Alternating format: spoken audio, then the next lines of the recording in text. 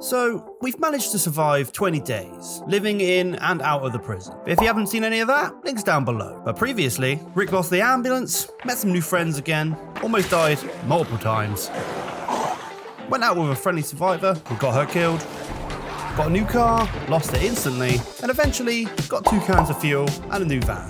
Man, when you read it like that, it really sounds pathetic. But anyways, we're all caught up. And waking up on day 21. Feeling good after a good day, and pretty proud of our almost 2,000 kills.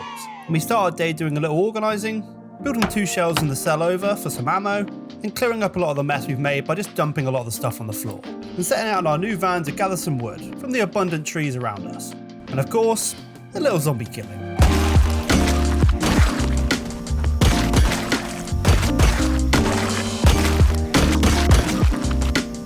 And after chopping down a few trees and bundling them with sheet rope, we get back to base and begin the long journey of leveling our carpentry skill by sawing the logs into planks. And with our meager progress, we realise we haven't even read the Carpentry 2 book.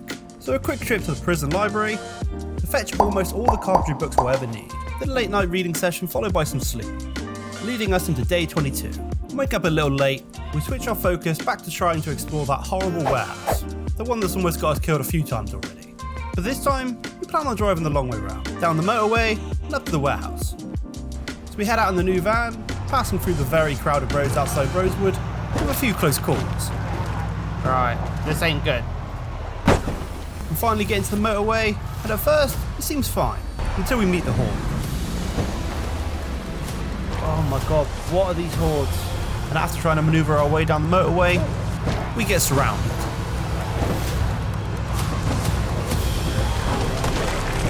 And just as we think escape's impossible, we find a chance.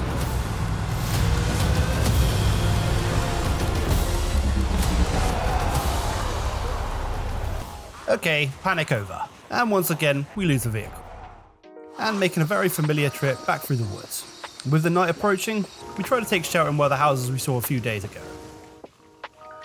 And luckily with a scrap machete found in the first zombie we meet, we clear the area and have a rough night's sleep in the garage. And waking on day 23, we clear out some of the zombies around the house.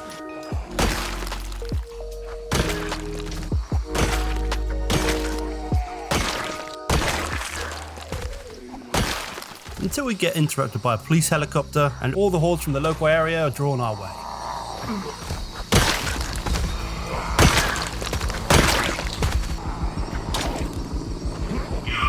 No good time, helicopter.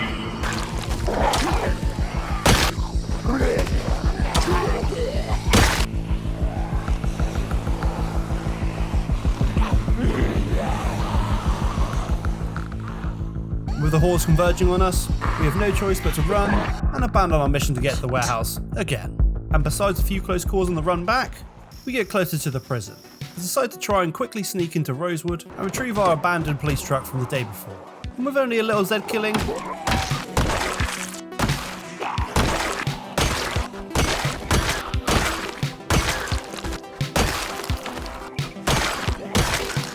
we get it pretty easily. And a quick drive home, and straight to the cell to sleep for the night.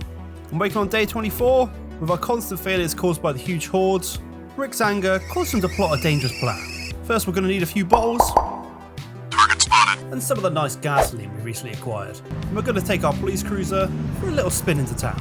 And when we finally get there, time to try an old tactic.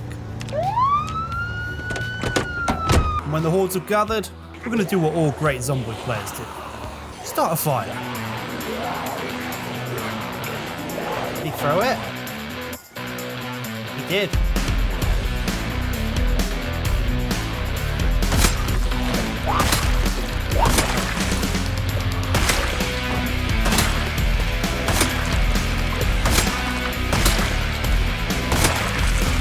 And after killing the few Zeds following, we can sit and watch.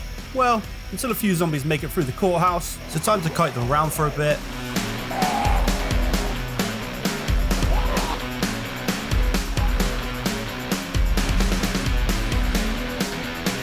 And when enough is set on fire, we lose them through the trees and kill the few Zeds that follow.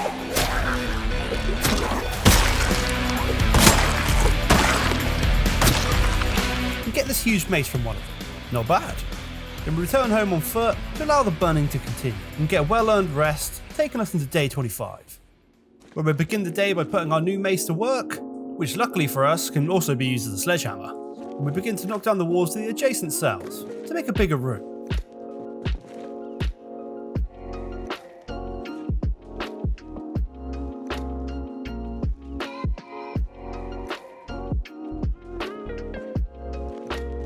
Look at all the sports spaces. So much aerobics in here. So many activities. But then time to get back to it. I begin to drive to town, but notice a few zombies have made their way into the yard. So after quickly dealing with them,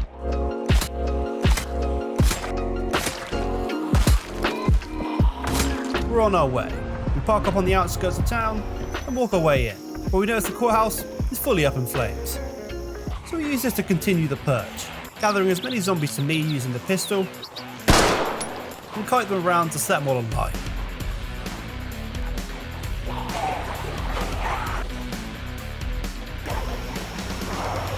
And after a while of doing this, they disappear. Okay, my game might have crashed, and for some reason, all the Zeds are gone. Maybe they've gone to subscribe, and maybe you should too. And with my frustration of my kills being stolen from me, we head to the fire station to begin the sirens again. And after looping the station, discovering the hordes hidden in the area, oh my god, there's a lot there, we set them alight. Come on, pop, pop, pop. And drag them back to the car.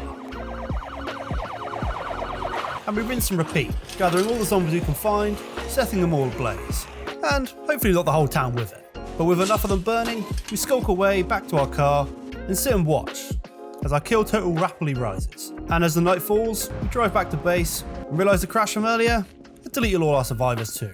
So we end day 25 all alone in our cell block. And waking on day 26, we head straight back into town to see the carnage the flames have left. And on arrival, still a fair few zombies around, so time to clean up the rest with melee.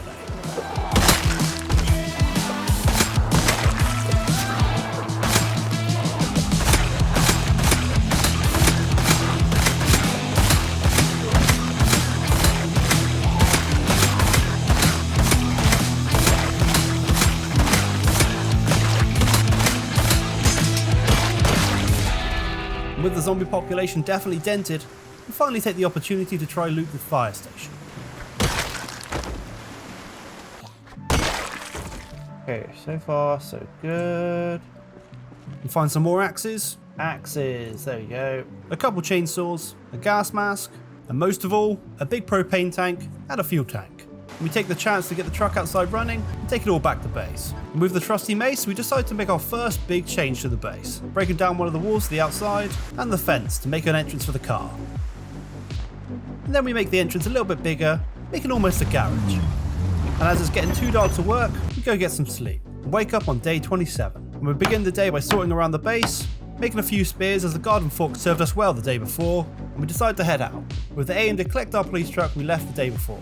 We take a little detour on the way to loot some of the farm buildings on the outskirts of town, and instantly find something very useful, a generator. And for some reason, I completely missed mentioning the power in the water shut off a few days ago. And in the barn down the road, we take a huge fuel barrel and mark down on the map so we can pick it all up later, and making our way across the fields back to town to grab the car, and take the moment to get a little bit of practice with the spear.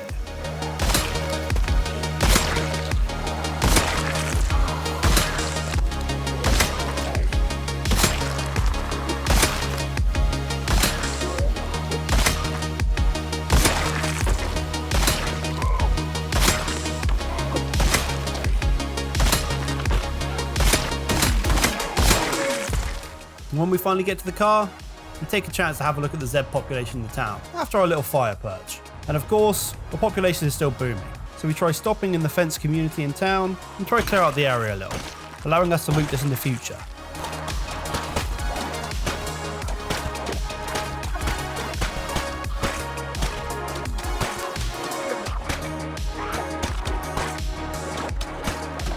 And after hours of luring them over, we haven't made a dent. And with Rick getting sleepy, time to call it quits. But still a little bit of time to go grab the fuel and the generator from earlier. And getting home and reversing into our new garage, time for bed and a late wake up on day 28. With the success of looting the farm buildings the day before, we decided to do a proper loot run through the farmlands, as we haven't had much luck looting anywhere else, due to the crazy population problem. First we tried to make a base of operations, so we clear the first house we find, looting everything inside and clearing the area of zombies. From here, we go loot the garage out back, finding another fuel barrel and throwing that straight in the truck, then sneak past groups of zombies and loot another house down the road. And as darkness falls, we head back to the house and go to sleep for the night and wake up early on day 29, where we head out further down the road to some more houses, finding more fuel barrels, where we painstakingly combine both barrels together, then head down to the fuel station, next to the drive-in we saw whilst running for our lives the other week. And after clearing the local Zeds and getting whatever we could from the buildings nearby, we head over to the fuel station, where we loot the entirety of the food, and more importantly, all the snacks Rick can carry. And finally, after a pretty successful 2-day loot run, we return to the prison with a huge supply of fuel and food and snacks for the future. Thanks for watching, guys. If you enjoyed, subscribe for more, and leave a like to help with the algorithm. Let me know what you think in the comments.